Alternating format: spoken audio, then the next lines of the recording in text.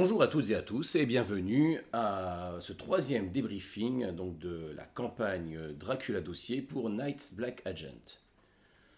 Alors cette fois-ci on va voir un petit peu comment faire pour diriger cette campagne, pour suivre aussi les propositions des joueurs, donc quels sont les différents points d'appui qui permettent de mener cette campagne à improviser.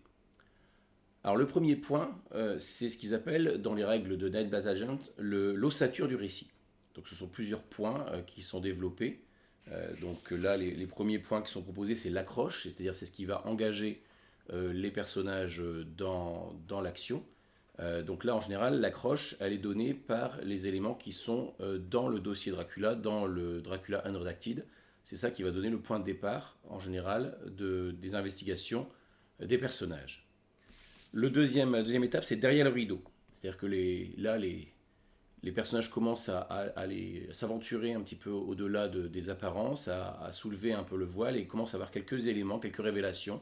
Donc c'est le cas quand ils ont commencé à un peu enquêter sur l'orphelinat ou à rassembler quelques informations sur les activités de Dracula à Bucarest.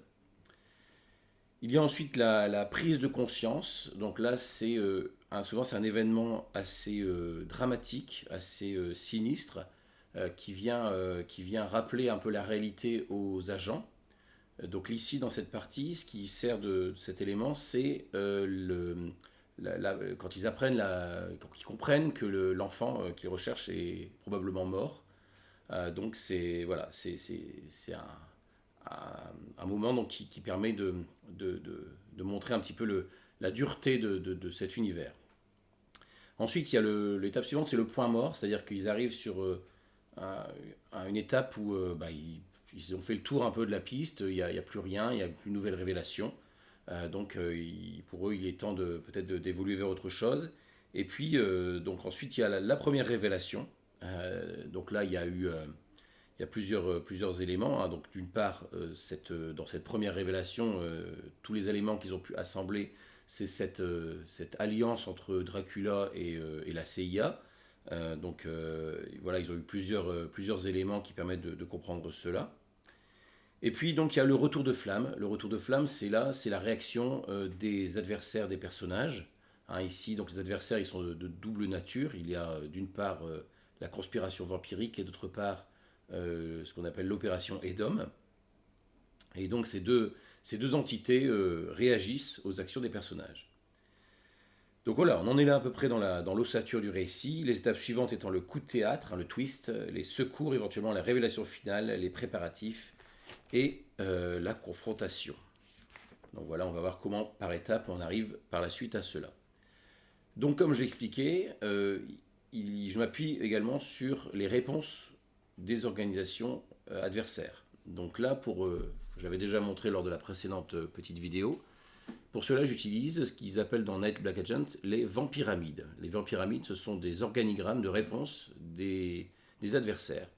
Donc la fois dernière, je vous avais montré l'organigramme d'Edom, et là, aujourd'hui, je vous montre l'organigramme de la conspiration vampirique. Donc,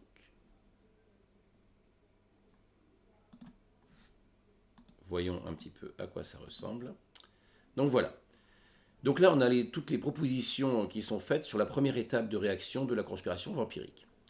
Là, vous voyez qu'il y en a une qui est entourée, que je n'ai pas encore utilisée, qui va être activée lors du début de la séance prochaine. Et donc là, je m'intéresse à cette partie-là, ici, de Probing Attack. Probing Attack, donc c'est ce moment où donc les adversaires lancent un peu une attaque pour tester les capacités des personnages, leur façon de réagir à une agression. Donc c'est ce qui se passe dans l'orphelinat. Hein, cette scène-là dans l'orphelinat, c'est ça. Quand les personnages sont ensuite, ils sont en train d'être pourchassés, je joue donc l'autre élément de l'autre conspiration, donc ce qui est Shadow Agent, hein, donc la filature des agents. Voilà, donc c'est ça qui va me permettre donc de construire la réponse des adversaires. Voilà. Donc ça, c'est un autre élément que j'utilise. Donc premier élément, l'ossature du récit. Deuxième élément, les vampyramides, hein, donc les pyramides de réaction des adversaires. Troisième élément qui permet d'improviser, c'est tout le contenu du guide qui est du guide de la campagne. Donc là, qu'est-ce que j'ai utilisé comme élément du guide de la campagne? J'ai utilisé tout d'abord le personnage de Janos Turkulan, qui est le flic.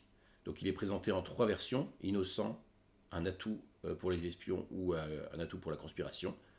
Donc là, si vous avez suivi un peu pour l'instant, vous avez peut-être une idée de ce que j'ai choisi, sachant que à chaque fois le choix peut évoluer aussi en fonction de l'intérêt des joueurs pour le personnage et puis aussi de l'intérêt de l'histoire. Donc j'ai utilisé ce personnage-là. Il y a également le personnage d'Echeverria, l'interrogateur de Blacklight, sur lequel je reviendrai la fois prochaine. Donc ça, c'est aussi un personnage qui est détaillé dans le guide. Et enfin, un troisième élément utilisé, outre l'orphelinat que j'avais déjà cité la fois dernière, c'est la broche noire. Ils ont fait des enquêtes aussi sur cette fameuse broche noire. Donc là, c'est aussi un élément qui est détaillé. Il y a plusieurs pistes qui sont proposées dans le guide. Donc voilà, le but c'est de s'appuyer un peu là-dessus. Alors, il y a également le personnage de Maurice, Tan Maurice, que j'avais introduit la fois dernière, avec le couteau, le fameux couteau, le Bowie de son ancêtre. Donc ça, je ne vais pas forcément détailler cette partie-là, j'y reviendrai quand ce personnage de Tan Maurice réinterviendra pour éclaircir un petit peu ce qui s'est joué à ce moment-là. Donc, qu'est-ce qui permet aussi aux joueurs de progresser, c'est donc l'utilisation de leurs compétences. Donc là, les compétences leur permettent d'avoir en général des indices, mais c'est à eux de constituer les réponses, de constituer l'analyse de ces indices. Par exemple, là, concernant la disparition de l'enfant, leurs compétences leur ont permis de rencontrer le flic, leur ont permis de découvrir la peluche, d'avoir différentes informations. Après, c'est à eux de mettre en relation toutes ces informations pour comprendre ce qui s'est passé. Donc c'est un peu comme ça que fonctionne le système Gumshoe. Les indices sont donnés facilement aux personnages, mais c'est à eux après d'interpréter ces indices pour comprendre ce qui s'est passé. Ensuite, quand les personnages sont bloqués, enfin quand ils veulent explorer une piste, là par exemple c'est le cas de Blacklight, ils ont toujours la ressource donc soit de faire appel à leurs compétences, soit de faire appel à un contact qui permet de débloquer aussi souvent les choses et leur permettre d'avancer et d'aller explorer des pistes. Donc là, c'est ce qui se passe dans la partie, puisque le personnage de Mas, Yunut, fait intervenir un contact local qui lui permet donc d'avoir un début de piste, une introduction vers Blacklight. Ce projet Blacklight, il est intéressant aussi parce qu'il me permet de souligner un aspect important de la campagne, c'est son côté réaliste. C'est-à-dire qu'il y a eu un énorme travail de recherche qui a été fait par les rédacteurs de la campagne pour s'appuyer sur des éléments réels. Et donc notamment tout ce qui touche au projet Bright Light, c'est-à-dire les prisons secrètes qui sont de la CIA en Roumanie, est exact. Et ça me permet donc d'offrir aux joueurs un lien vers un article qui parle de cette prison réelle. Et donc ça renforce l'impression, le sentiment de réalisme de la campagne, le sentiment de véracité, d'être réellement dans notre univers avec cette conspiration.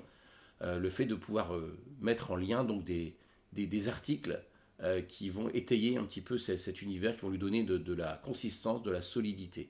Et donc ça permet après de construire en parallèle cette prison fictive de Blacklight, plus tournée vers d'obscures raisons. Il y a un point aussi important dans cette partie. Si vous écoutez donc à peu près au milieu de la partie, le personnage de Cryoban, Madison, fait un peu un bilan. Donc là, le joueur a eu le temps de lire l'ensemble des notes, de parcourir l'ensemble du Dracula Unredacted, et ça lui a permis d'avoir une vision d'ensemble. Et là, c'est un moment assez important parce que là, dans cette partie-là de la séance, il explique un peu aux autres quels sont les objectifs de l'opération Edom. L'opération Edom, c'est quelque chose qui est assez central dans cette campagne. Et donc c'est bien, je trouve que pour l'instant ça n'avait pas été c'est pas franchement exposé, ça n'avait pas été dit. Là c'est bien qu'il y ait eu un peu cette phase-là où le personnage de Cryoban, et donc Cryoban par son intermédiaire, donc détaille un petit peu aux autres quel était le but de cette opération Edom, qui se cache derrière tout ça, qui sont les adversaires qu'ils ont en face. Donc, comme il le dit, ils ont effectivement deux adversaires, l'opération Edom et la conspiration vampirique. Donc voilà un petit peu les éléments de cette séance qui m'ont permis de construire un petit peu le récit avec les joueurs. Ça a été plus simple pour moi cette fois-ci que la fois d'avant, puisque j'avais pu anticiper davantage les pistes explorées. J'ai pu combler les trous aussi, parce que donc là, il y a très peu de choses qui sont détaillées finalement dans le guide précisément, par exemple sur l'affaire de l'enfant. Il n'y a pas d'élément qui est réellement donné, c'est vraiment au meneur de jeu de broder, de remplir les trous. Voilà, ça m'a permis, moi, le fait de savoir qu'ils allaient aller dans ces directions, de préparer tout ça, de préparer des personnages à rencontrer dans l'orphelinat, de préparer cet indice de la peluche, de préparer la réaction du flic. Voilà, donc c'est des éléments qui sont nécessaires. Alors après, on peut toujours les improviser, mais c'est toujours plus solide quand on sait un petit peu par avance où ils vont aller. Ce qui n'enlève pas, bien sûr, le côté improvisé de cette campagne, puisque je me contente quand même de suivre la direction dans laquelle ils vont et ce qu'ils décident d'étudier. Voilà, j'en ai terminé pour cette troisième capsule sur cette campagne. Et donc je vous donne rendez-vous très bientôt pour la suite des enquêtes de nos agents.